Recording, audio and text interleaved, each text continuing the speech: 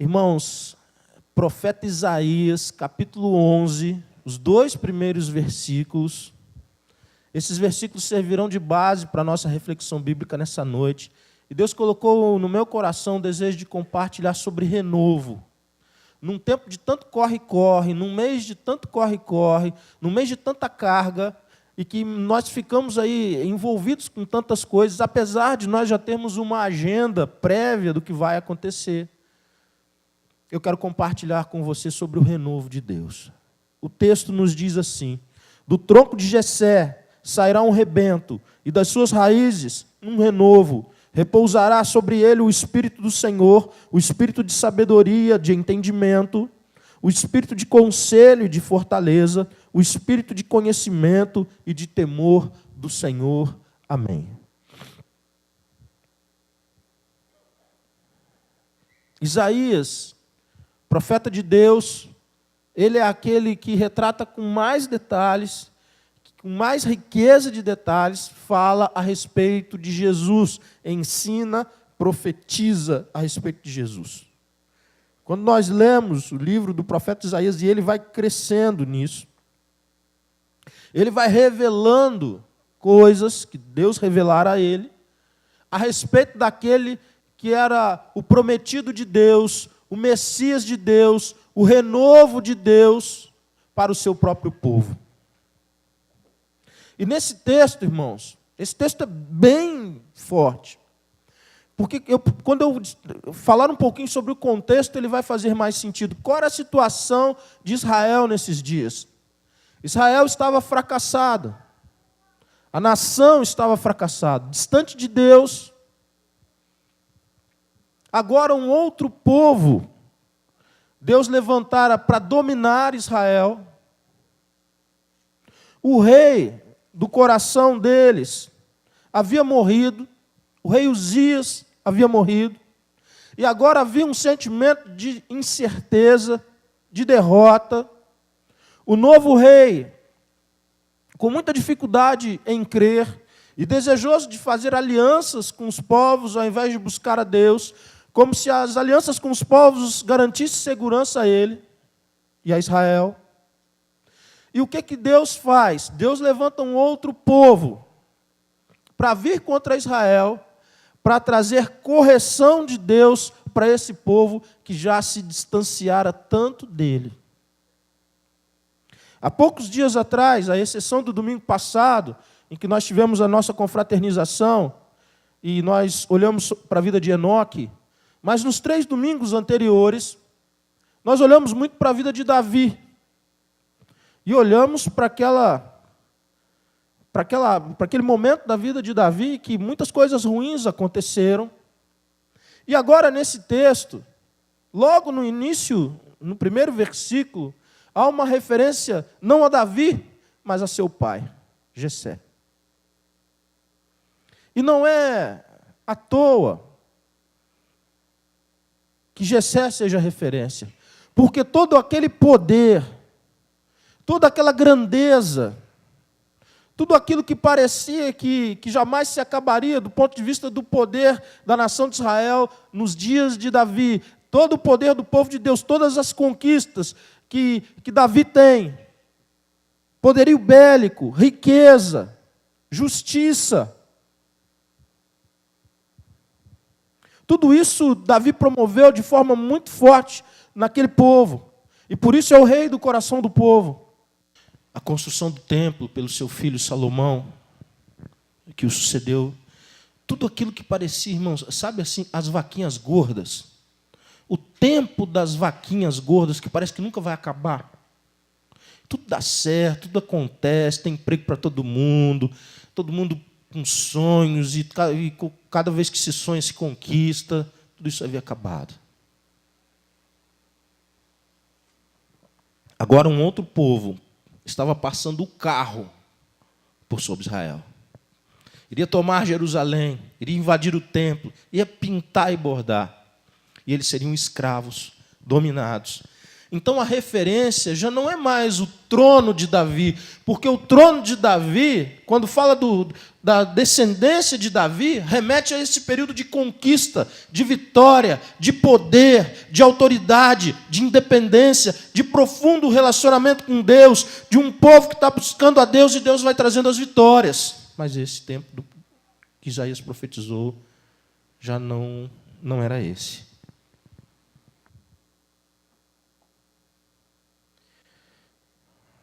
Se você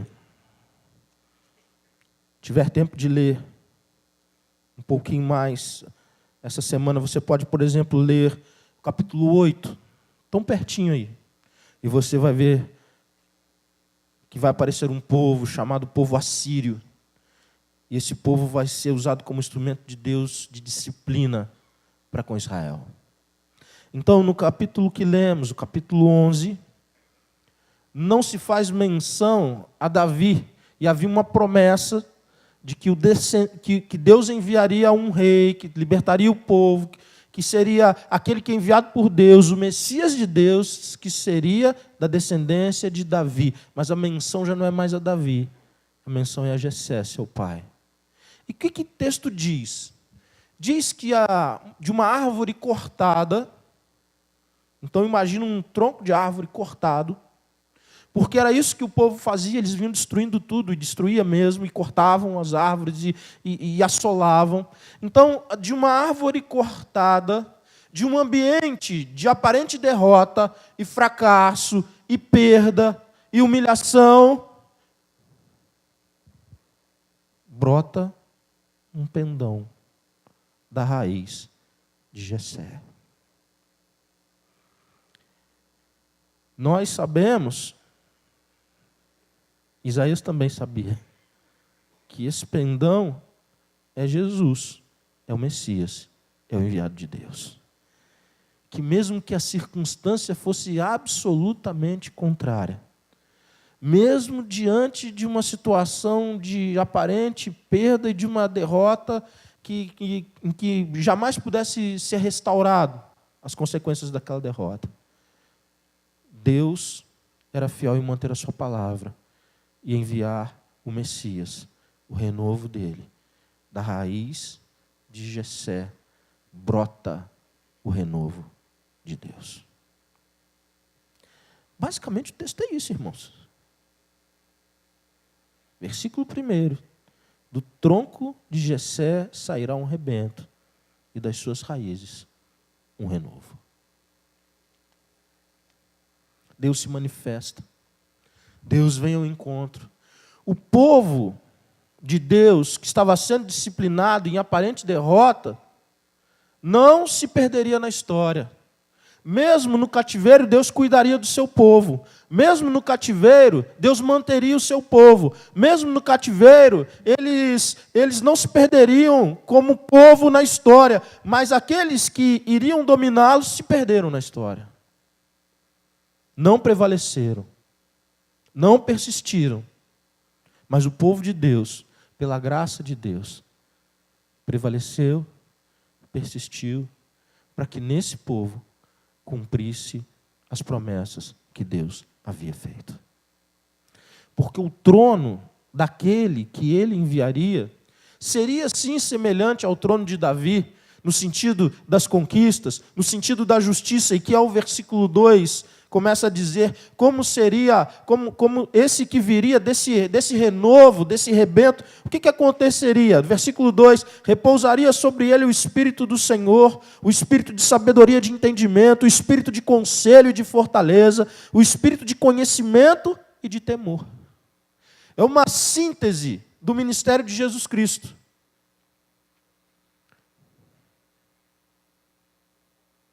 Quando você lê Isaías 61,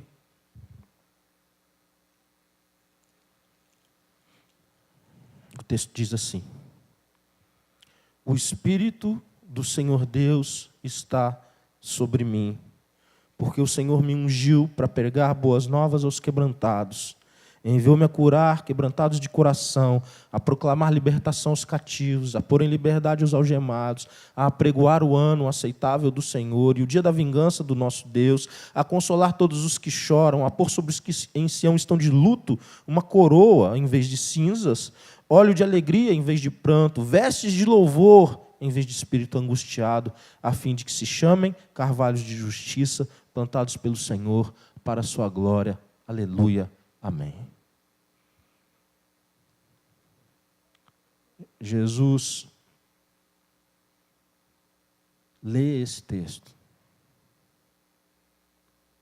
E quando ele lê esse texto, ele diz que essa palavra havia se cumprido nele mesmo, na pessoa dele, o enviado de Deus, o Messias de Deus, do caos, da desolação, do fracasso, da derrota. Deus não se esqueceu do seu povo. Um pendão fraquinho, que demoraria ainda quase 800 anos para tomar forma.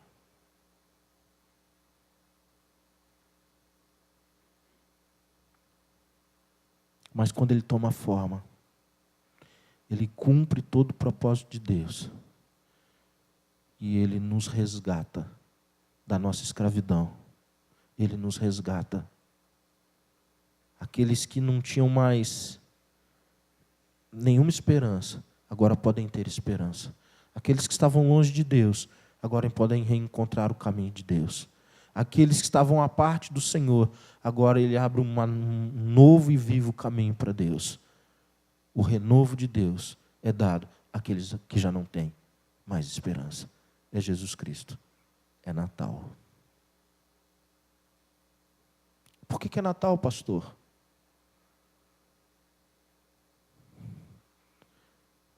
Porque de um tronco cortado, Deus faz brotar a vida plena, a vida completa. Porque Deus não desiste do seu povo. Porque Deus cumpre as suas promessas. Porque Deus vem ao nosso encontro. Porque Ele não abre mão do seu povo. E porque Ele tem um plano que ninguém poderá frustrar. Mas é no nosso tempo? Não. Era no tempo de Isaías? Não. É no seu? É no meu? Não. É no dele. E a ideia, e não surge uma árvore já completa. Não surge uma árvore já pronta, assim, aí Deus já fez surgir a árvore inteira, frondosa, com um tronco tão grosso que a gente não poderia nem abraçar. Não, surge apenas um pendão.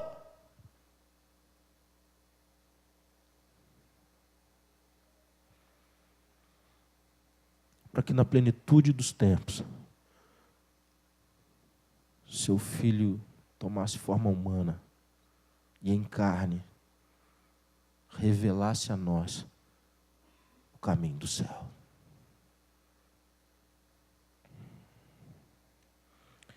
Por que tem Natal, pastor?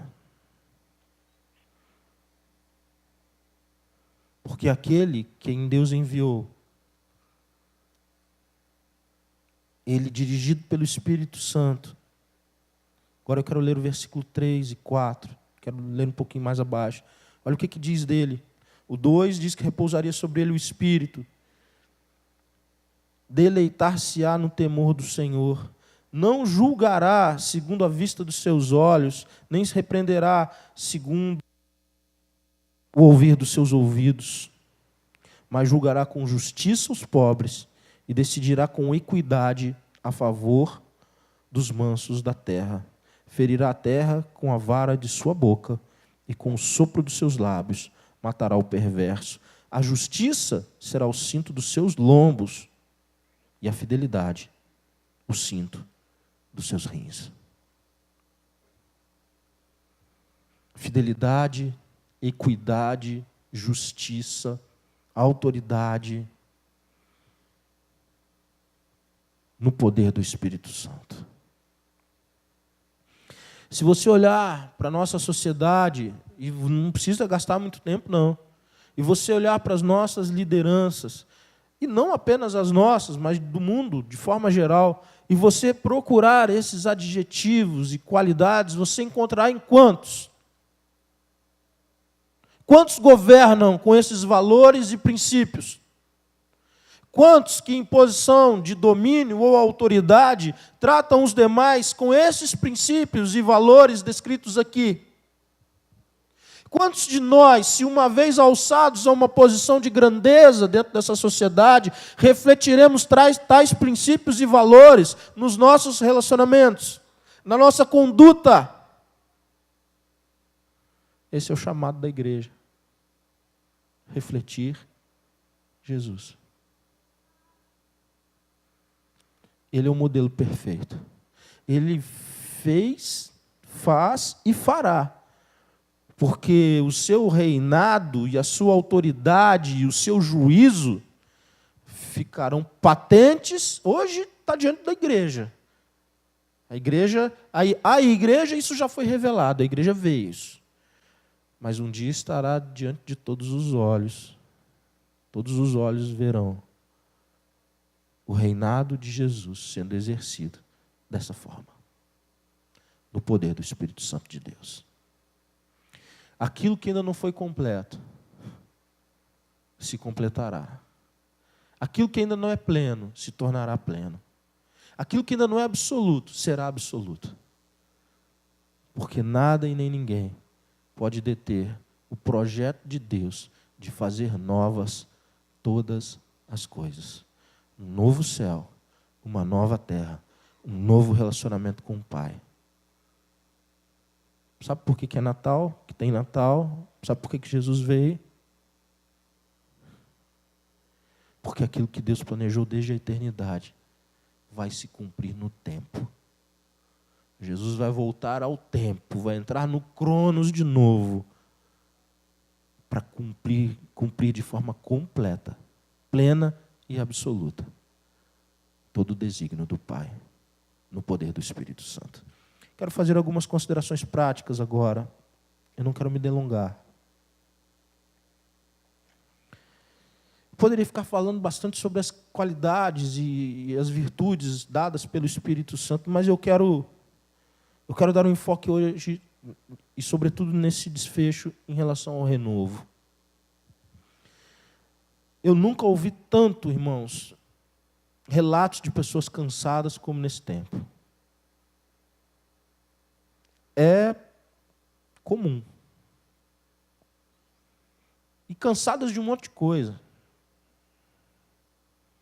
Cansadas de si mesma, cansadas do casamento, cansadas da profissão, ou de tudo isso junto, ou cansados. E não é um sentimento de rebeldia, propriamente dito. É muito mais um sentimento de apatia.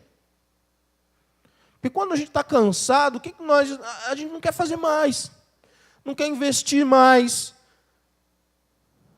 não quer mexer mais com aquilo, talvez porque também já tenha se frustrado, e aí frustrou tanto que cansou, fala assim, eu não vou fazer nada mais, eu não faço nada, ninguém se aborrece. E se você conversar com um homem, então, isso é marcante. Por quê? Por que o homem fica quieto? Pergunte para qualquer homem na relação conjugal, por que o homem fica quieto? Porque se falar, piora. Então, a visão do homem é o quê? Ele muito ajuda quando ele não fala nada. Porque se ele falar, tudo aquilo que ele disser poderá e será usado contra ele. Então, ele fica quieto. Viu? Olha quantas cabecinhas aqui. Confirmando.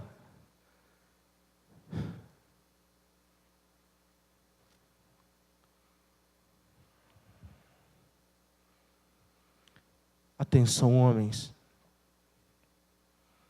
Deixa Deus renovar a vida, o coração, a mente de vocês. Cruze os braços, não.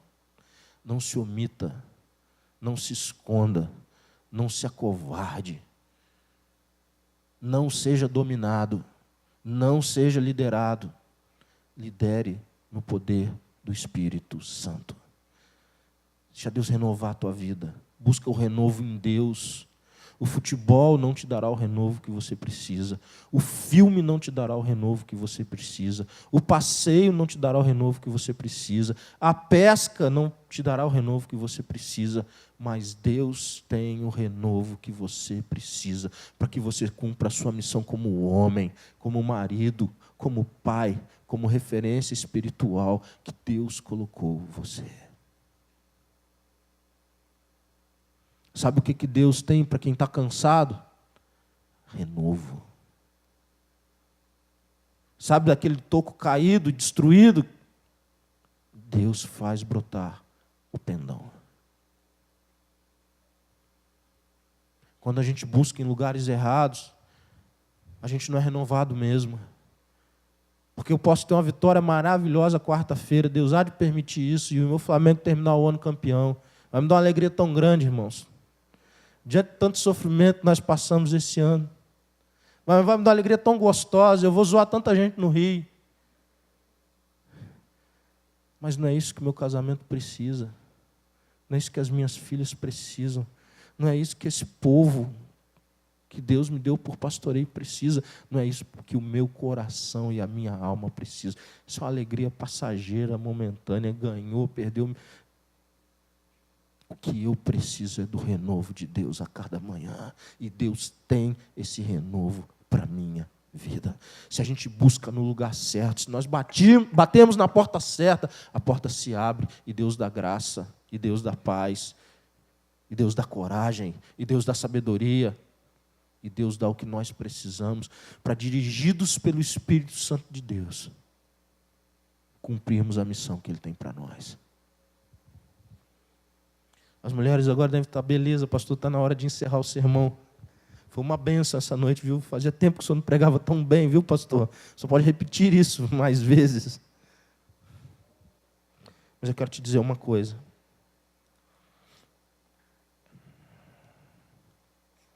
Eu não sei por que Deus fez isso. Mas quando eu olho, e eu não consigo, talvez tenha e eu não consigo ver. Mas quando eu olho de um modo geral, eu vejo que mulheres se permitem ser mais renovadas por Deus. De modo geral, se há uma criatura que consegue com mais facilidade renovo de Deus, essa criatura é a mulher. Deus deu, eu acho que uma graça especial para vocês. E eu olho para muitas mulheres com tantas lutas, e talvez você possa olhar talvez para a vida da sua mãe, da sua avó, de pessoas perto de você, olharem para elas e dizer, poxa, mas quanta luta, como é que ela não desistiu, né? Como é que ela não entregou os pontos? Como é que ela perseverou?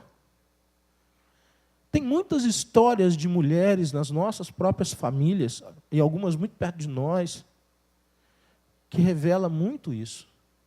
Mas eu quero dizer uma coisa para vocês, e do fundo do meu coração, com base nesse texto.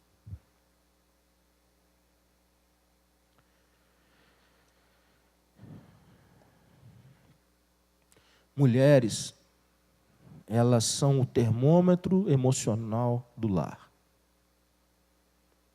Se olha para a vida de uma mulher, se olha para uma família, a família tradicional, como hoje se usa, olha para a família tradicional, você tem lá o homem, a mulher e as crianças. Se a mulher consegue ir bem, parece que tudo gira bem ali. A roda vai. E quando a mulher está mal, parece que paralisa tudo. Interrompe o ciclo. E aí o homem já não começa a saber bem o que faz, porque ele quer que a roda gire de novo, ele não consegue fazer a roda girar. E a criança fica insegura, se é criança ainda. E aquele coração pulsante, aquilo que circulava, mandava oxigênio para todo o restante, começa a ter ali entupimentos, interrupções, e como o fluxo começa a ficar devagar, e começa a chegar pouco, mas todo mundo sofre. E você vai dizer, pastor, mas eu nunca desejei que fosse assim. Mas possivelmente é assim na sua casa também.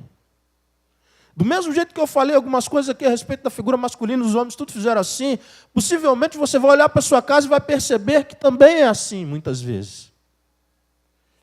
E às vezes bate um sentimento assim forte no coração de dizer, poxa, mas eu nunca quis que fosse assim. Por que ele não assume a parte dele? Por que ele não faz a parte dele? Por que se eu não empurrar, sempre tem que ser eu para empurrar? E muitas têm, nessa hora, pensado, então eu paro. Ninguém faz, então eu também não faço.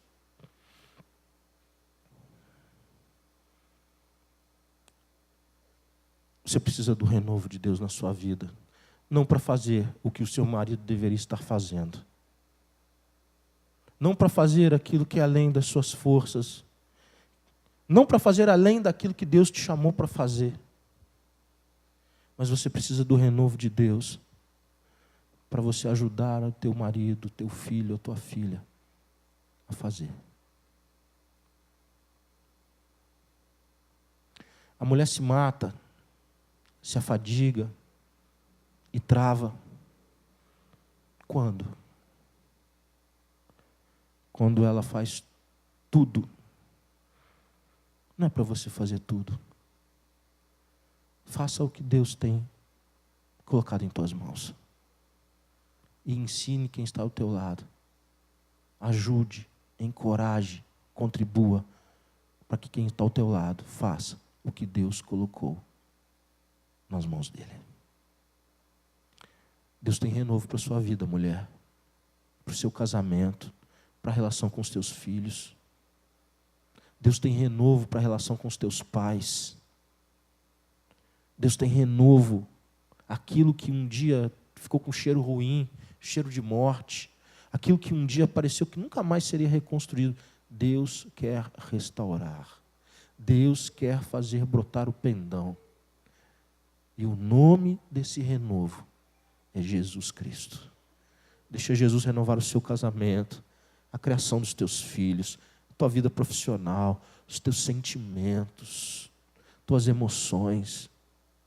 Deus tem renovo para você. Que não apenas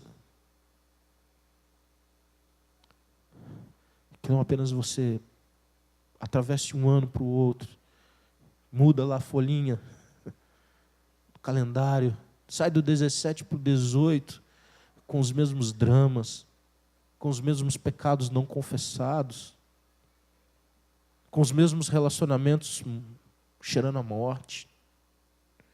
Que o Natal não seja apenas comer uma comida diferente, típica de final de ano.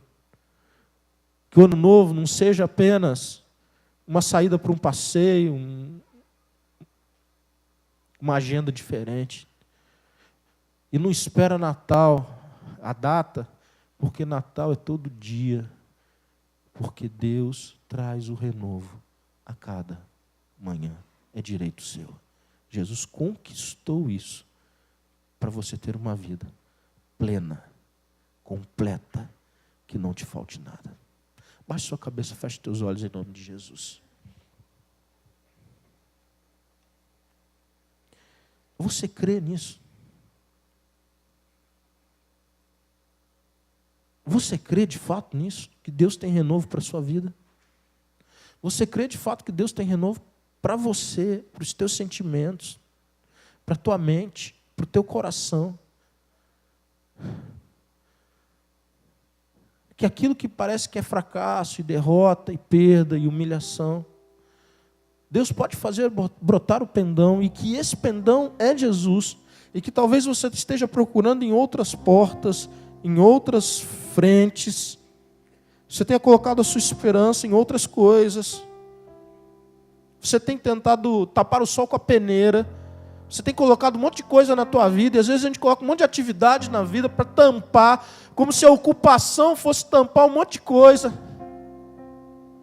Quando na verdade o que a minha alma e a sua precisa é de Jesus Cristo.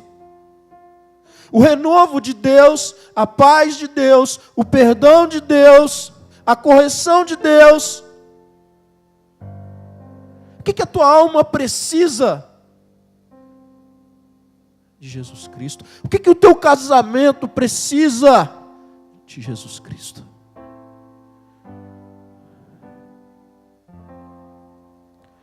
Porque Deus não desistiu de você e de mim.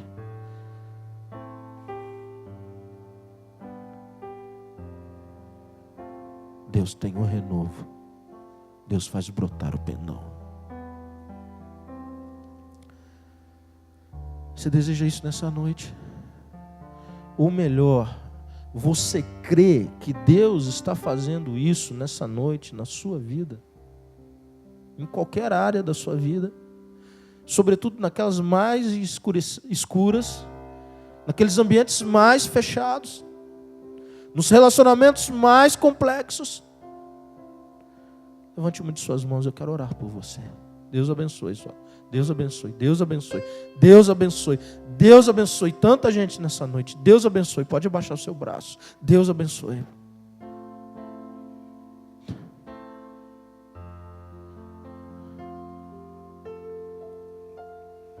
Louvado seja o nosso Deus. Senhor, tanta gente aqui nessa noite, Pai, carregando fardo pesado, destruidor,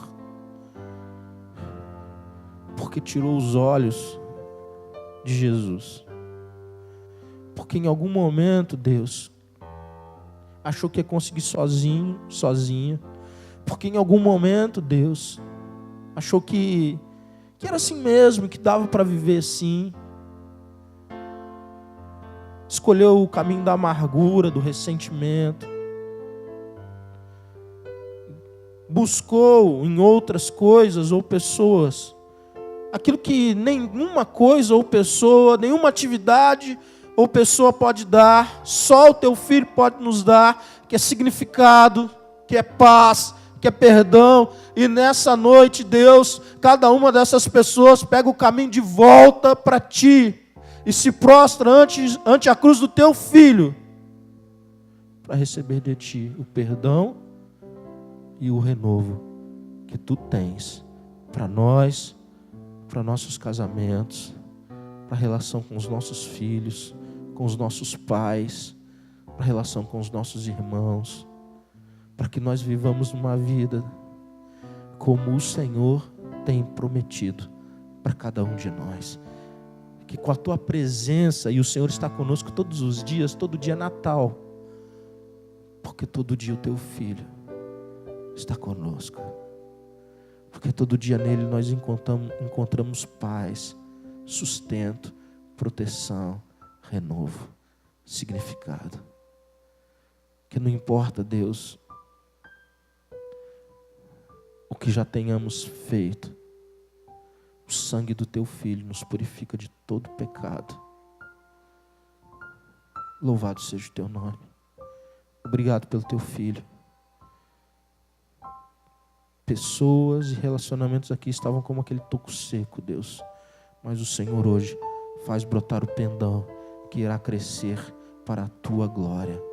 Que o amor de Deus, nosso Pai, a graça salvadora de Jesus e as doces consolações do Espírito Santo de Deus sejam derramados de forma viva, rica e abundante sobre a sua vida, sobre a sua família, sobre todo o povo de Deus.